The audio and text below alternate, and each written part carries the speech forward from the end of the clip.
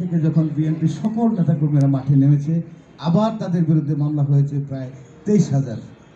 শুধু বিএনপি নেতাকর্মীদের বিরুদ্ধে আবার 23,000 মামলা হয়েছে এই 12 থেকে 5 আগস্ট পর্যন্ত। অসম্ভব চমৎকার বক্তব্য। বিলের ব্যাপারে একটা কথা আমাকে আসলে খুব দাগ কেটেছে, সেটা হলো দল যদি গোছানো না থাকে তাহলে আমাদের নমিনেশন পেলামকে যদি আমরা নির্বাচন নমিনেশনে আমরা যদি ফেল করি, সুতরাং প্রথমেই আমাদেরকে নজর দেওয়া উচিত দলটা গোছানোর জন্য। দল গোছানোর জন্য নেতার সাথে পাশাপাশি কর্মীদেরও কিন্তু একটা দায়িত্ব আছে।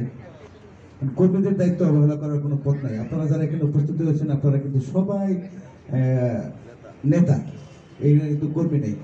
আমরা যদি আমাদেরকে নিজেদেরকে নেতা মনে করি এবং আমাদের কর্মীদের কাছে যদি আমরা যাই, অন্তত যাওয়ার পরে বলি যে চলেন আগামী দিনে নির্বাচনের জন্য আমরা আমাদেরকে তৈরি করি, যেন আমরা শ্রীপুর থেকে যেই নমিনেশন পাই আমরা যেন তাদেরকে অন্তত ধানের শীষের পক্ষে পাশ করাইতে পারি। স্বাধীনতার পর থেকে 50-54 বছর এই পর্যন্ত একবার আমরা শ্রীপুরে সংগঠন অনেক শক্তিশালী, এটা কিন্তু বাস্তব সত্য। গাজীপুর জেলার সবচেয়ে শক্তিশালী সংগঠন শ্রীপুর, এবং শ্রীপুরের মধ্যে পৌরসভার সংগঠন আরো শক্তিশালী।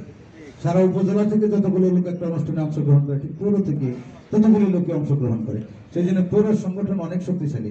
আর পৌর সংগঠন শক্তিশালী হওয়ার কারণেই আমরা যদি পৌরের মানুষগুলোকে জাগরণ তৈরি করতে পারি, সেটা কিন্তু সারা শ্রীপুর উপজেলায় ছড়াবে খুব দ্রুত। কারণ আপনারা যদি দেখেন শ্রীপুর পৌরসভাটা কিন্তু শ্রীপুরের 2007 সনের জানুয়ারি মাসের 11 তারিখ, মানে 1/11 যেটাকে বলি, 1/11 পর থেকে আমরা এই পর্যন্ত গত বিগত দলের নেতা কর্মীরা যে সংগ্রাম করেছে, বাংলাদেশ জাতীয়তাবাদী দলের নেতাদের মধ্যে যে পরিমাণ গুম হয়েছে, 1,54,000 মামলা, বিরুদ্ধে মামলা নাই। খুব কম সংখ্যক নেতা কর্মী আছে যারা বাড়িতে রাত্রে ঘুমাতে পেরেছে।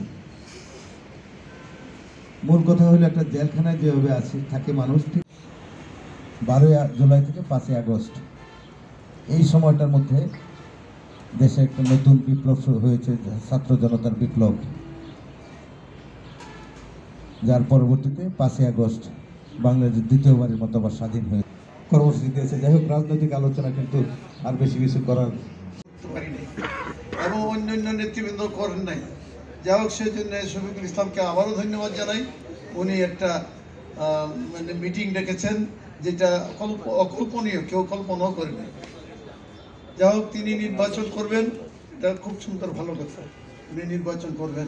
তবে আরও যারা যারা নির্বাচন করতে চান, আমি সকলের মুরব্বী হিসাবে আমি তাদেরকে ডাকবো, সকল নেতৃবৃন্দকে ডাকবো, তারা যেন একজন ঠিক করে, একজন ঠিক করে তারা যেন সেই নামটাই পাঠায়।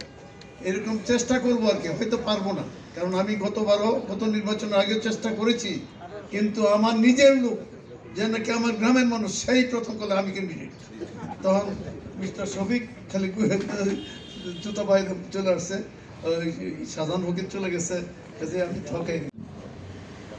আসলে এখানে আমরা যারা সর্বজন শ্রদ্ধেয়